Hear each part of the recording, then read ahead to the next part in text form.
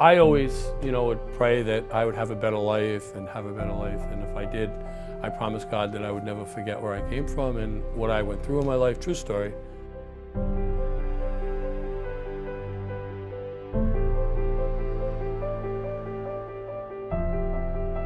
You never forget, first of all, what it's like to be hungry, all right?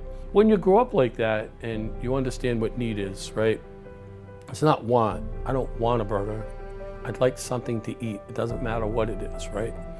I don't want new shoes. I want a pair of shoes, right? So truthfully, I was that kind of poor.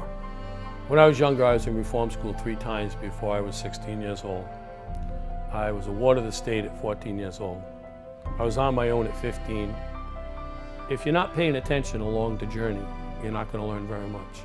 So I guess I paid attention along the journey and paid attention to what I went through, where I was, and where I wanted to go. So that's where I started having this affinity to help other people. He never forgets where he came from, and I think that that's where it started.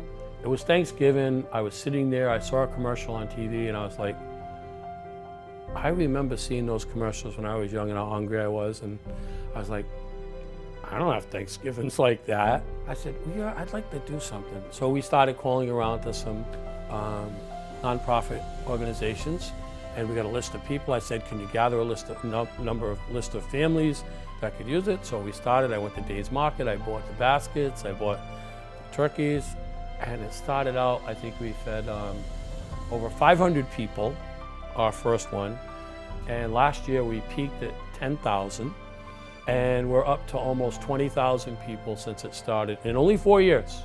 I figured this is my way of helping feed people. It's amazing to me that he has such a generous heart and such a big spirit, and he enjoys it. When he gives back, he enjoys it. You can see it. I'm predicting that we're going to make sure whoever calls gets fed. Whatever number it is, we're going to do it.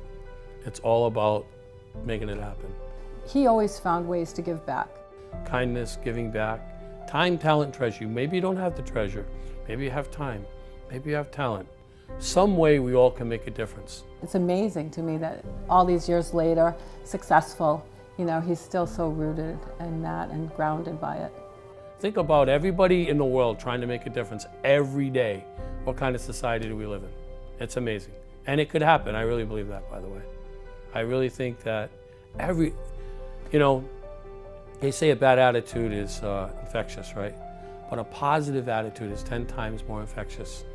So be infectious, be positive, be nice, do something extra someday that nobody expects, and watch what happens.